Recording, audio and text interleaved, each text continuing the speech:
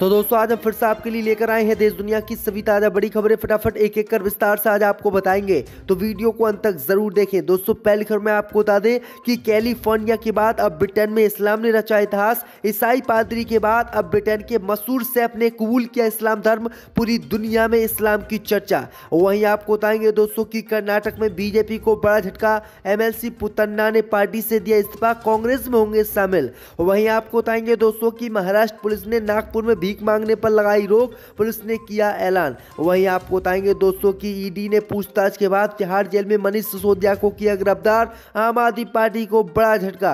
वहीं आपको बताएंगे दोस्तों की राकेश टिकैत के पूरे परिवार को बम से उड़ाने की मिली धमकी। अमित शाह को पत्र लिखकर राकेश टिकैत ने मांगी है सुरक्षा।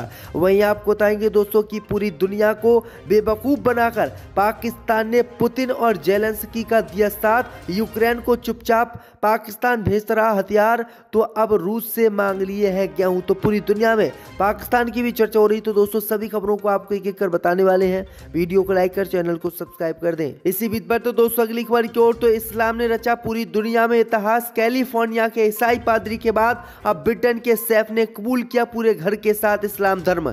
जब दोस्तों आपको बता दें कि इस्लाम धर्म अब ईसाई देशों में इतिहास रच रहा है। बड़ी बड़ी हस्तियां ईसाई धर्म छोड़कर इस्लाम धर्म कबूल कर रही हैं और ऐसा ही मामला ब्रिटेन से सामने आया है, जिसने पूरी दुनिया को हिलाकर रख दिया है। दरअसल आपको बता दें कि हाल ही में कैलिफोर्निया के मशहूर पादरी हिलारियन हैगी ने इस्लाम कबूल किया और इस्लाम की तारीफ की। अब खबर आ रही है कि ब्रिटेन के मशहूर शेफ मार्को पियरे व्हाइट के बेटे मार्को पियरे व्हाइट जूनियर ने भी ईसाई धर्म छोड़कर इस्लाम धर्म कबूल किया है। उन्होंने इस्लाम को लेकर कहा कि इस मजहब ने बुरे कामों से दूर रखने की काफ़ी मेरी मदद की। 28 वर्षीय मार्को पियरे व्हाइट जूनियर अगस्त 2022 में चोरी, चाकू, हीरोइन और ड्रग्स रखने जैसे 14 संगीन जुर्मों में दोषी ठहराए गए थे। इसके बाद उन्हें जेल भी जाना पड़ा, लेकिन फिलहाल वो जेल से बाहर आए और उन्होंने इस्लाम कबूल कर लिया। मार्को जूनियर महज 13 साल की उम्र से ही नशीले पदार्थों की लत में पड़ गए थे। अब उनका कहना है कि वो कभी भी ड्रग्स को हाथ नहीं लगाएंगे, कभी भी शराब नहीं पिएंगे, क्योंकि वो मुसलमान बन गए हैं और इस्लाम धर्म कबूल करने के बाद ये सारी चीज़ें उनकी छूट गई हैं। तो ये बड़ी अपडेट आई दोस्तों की लगातार अंग्रेजों देशों में इस्लाम धर्म बढ़ता जा रहा है। इसी बीच पर तो दोस्तों अगली खबर की ओर, तो कर्नाटक में बीजेपी को बड़ा झटका। एमएलसी पुतन्ना ने पार्टी से दिया इस्तीफा, कांग्रेस में हुए शामिल। जब दोस्तों आपको बता दें कि कर्नाटक में विधानसभा चुनाव से पहले सत्ताधारी बीजेपी पार्टी को बड़ा झटका लगा है। बीजेपी एमएलसी पुतन्ना ने पार्टी से इस्तीफा दे दिया है और वो कांग्रेस पार्टी में जल्द शामिल होंगे। उनका कांग्रेस के टिकट पर विधानसभा चुनाव लड़ना तय है। हालांकि कांग्रेस ने अभी से पुतन्ना का विरोध शुरू हो गया है। आपको बता दें कि पुतन्ना को लिंगायत चेहरे के तौर पर माना जाता है। वे बेंगलुरु शहर से चुनाव लड़ेंगे। बेंगलुरु शहर में 28 सीटें हैं। वहीं कर्नाटक प्रदेश कांग्रेस कमेटी कार्यालय के बाहर हंगामा शुरू हो गया है। केपीसीसी के बाहर आर मनोहर और उनके समर्थक हंगामा कर रहे हैं। ये लोग पुतन्ना को टिकट नहीं दिए जाने की मांग कर रहे हैं और आर मनोहर केपीसीसी के महासचिव हैं। तो ये बड़ी अपडेट आ रही दोस्तों की भाजपा को कर्नाटक में झटके पे झटके लग रहे हैं। इसी बीच पर तो दोस्तों अगली खबर की ओर, तो महाराष्ट्र के नागपुर में भीख मांगने पर पुलिस ने लगाई रोक। जब दोस्तों आपको बता दें कि महाराष्ट्र के नागपुर पुलिस ने बड़ी कार्रवाई करते हुए शहर में भिखारियों द्वारा भीख मांगने पर रोक लगा दी है। बताया जा रहा है कि बुधवार को नागपुर पुलिस ने भिखारियों को शहर के यातायात चौराहों पर इकट्ठा होने और फुटपाथ पर कब्जा करने पर रोक लगा दी। ऐसा पहली बार है जब पुलिस प्रशासन ने भिखारियों के सार्वजनिक स्थानों पर भीख मांगने पर रोक लगाई है। नागपुर पुलिस आयुक्त अमितेश कुमार द्वारा जारी एक आदेश में कहा गया कि भिखारियों द्वारा मोटर चालकों और अन्य राहगीरों को परेशान करने, यातायात और पैदल चलने वालों के लिए बाधा पैदा करना और उपद्रव करने की घटनाओं के मद्देनजर इस आदेश को जारी किया जा रहा है। भिखारियों के भीख मांगने पर रोक लगाने के लिए आपराधिक प्रक्रिया हिंसा की धारा 144 के तहत कार्रवाई की जाएगी। अगर कोई भिखारी भीख मांगते हुए पकड़ा जाता है तो पुलिस उसे शांति भंग की धारा में जेल भेजेगी। तो ये बड़ी अपडेट आई दोस्तों, बड़ा कदम नागपुर पुलिस ने उठाया। इसी बीच पर तो दोस्तों अगली खबर की ओर, तो दिल्ली शराब नीति मामले में ईडी ने मनीष सिसोदिया को तिहाड़ जेल में पूछताछ के बाद किया गिरफ्तार। जब दोस्तों आपको बता दें कि दिल्ली शराब नीति मामले में दिल्ली के पूर्व डिप्टी सीएम मनीष सिसोदिया की मुश्किलें कम होने का नाम नहीं ले रही हैं। गुरुवार को ईडी ने तिहाड़ जेल में पूछताछ के बाद उन्हें गिरफ्तार कर लिया। इससे पहले सीबीआई ने उन्हें गिरफ्तार किया था, जहां कोर्ट ने उन्हें 20 मार्च तक के लिए तिहाड़ जेल में न्यायिक हिरासत में भेज दिया था। दरअसल आपको बता दें कि दिल्ली की शराब नीति मामले में मनी लॉन्ड्रिंग को लेकर ईडी ने उन्हें अरेस्ट किया। ईडी द्वारा अपने नेता की गिरफ्तारी को लेकर आप के राष्ट्रीय संयोजक और दिल्ली के मुख्यमंत्री अरविंद केजरीवाल ने ट्वीट किया कि मनीष को पहले सीबीआई ने गिरफ्तार किया, सीबीआई को कोई सबूत नहीं मिला, रेड में कोई पैसा नहीं मिला, कल केवल सुनवाई की और अब मुझे गिरफ्तार ईडी ने कर लिया है। ईडी ने कहा है कि मनीष को हर हालत में इन्हें जेल के अंदर रखना है और दिल्ली का चुनाव जीतना है। तो ये बड़ी अपडेट आई दोस्तों, ये गंभीर आरोप मनीष सिसोदिया ने गिरफ्तारी के बाद लगाए हैं। इसी बीच पर तो दोस्तों अगली खबर की ओर तो राकेश टिकैत के परिवार को बम से उड़ाने की मिली धमकी, अमित शाह को पत्र लिखकर राकेश टिकैत ने मांगी है सुरक्षा। जी दोस्तों, आपको बता दें कि भारतीय किसान यूनियन के नेता राकेश टिकैत और उनके परिवार को बम से उड़ाने की धमकी मिली है। ये धमकी मोबाइल कॉल कर दी गई है। धमकी में भारतीय किसान यूनियन के राष्ट्रीय अध्यक्ष नरेश टिकैत और प्रवक्ता राकेश टिकैत को किसान आंदोलन से अलग होने की चेतावनी दी गई है, जिसके बाद नरेश टिकैत के बेटे गौरव टिकैत ने भोर कला थाने में इस मामले में शिकायत दर्ज कराई है। शिकायत के बाद पुलिस मामले की जांच में जुट गई है। इन धमकियों को लेकर किसान नेता राकेश टिकैत ने केंद्रीय गृह मंत्री अमित शाह को पत्र लिखकर सुरक्षा की मांग की है।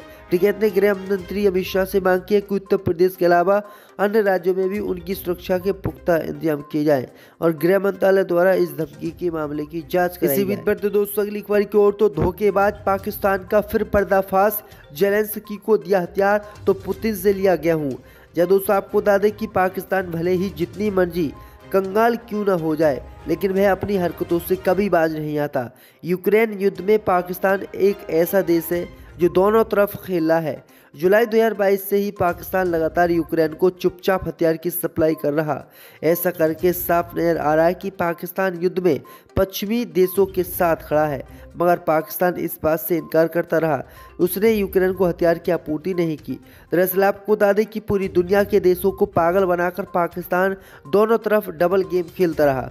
दरअसल आपको एक बता दें कि एक तरफ वह यूक्रेन को हथियार देता रहा तो पुतिन के साथ वह वैसे खड़ा रहा। लेकिन अब खबर सामने निकल कर आई दोस्तों कि पुतिन के साथ उनने धोखा किया और पूरी दुनिया को बेवकूफ़ बनाकर पाकिस्तान ने दोनों ही देशों की मदद की और दोनों ही देशों के साथ खड़ा रहा। तो ये बड़ी अपडेट आई दोस्तों कि पाकिस्तान ने पहली बार ऐसा काम किया है जिसकी पूरी दुनिया में इस समय चर्चा हो रही है। इसी बीच पर तो दोस्तों अगली खबर की ओर तो ईडी जांच पर बोली कविता, जहां चुनाव वहां मोदी जी से पहले पहुंच रही है ईडी।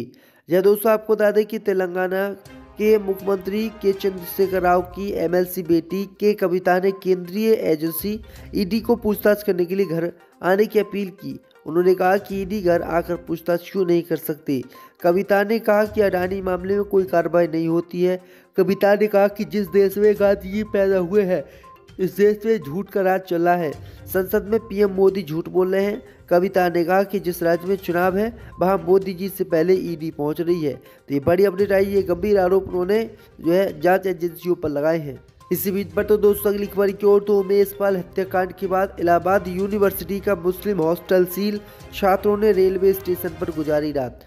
जब दोस्तों आपको बता दें कि यूपी के प्रयागराज में उमेश पाल हत्याकांड के सिलसिले में एक व्यक्ति की गिरफ्तारी के बाद इलाहाबाद विश्वविद्यालय के मुस्लिम छात्रावास को खाली करने और सील करने के बाद जम्मू और कश्मीर, लद्दाख, पश्चिमी बंगाल और बिहार के दर्जनों मुस्लिम छात्रों ने एक रेलवे स्टेशन पर 2 रात बिताई। मुस्लिम छात्रों ने लद्दाख, जम्मू कश्मीर, बंगाल, बिहार, मध्य प्रदेश और झारखंड सहित देश के विभिन्न हिस्सों से 160 कमरों में लगभग 250 छात्र रहते। जिला प्रशासन के एक नोटिस में कहा गया था कि 6 मार्च 2023 से ईद तक ये हॉस्टल बंद रहेगा। आदेश का पालन नहीं करने वालों के खिलाफ अनुशासनात्मक कार्रवाई की जाएगी।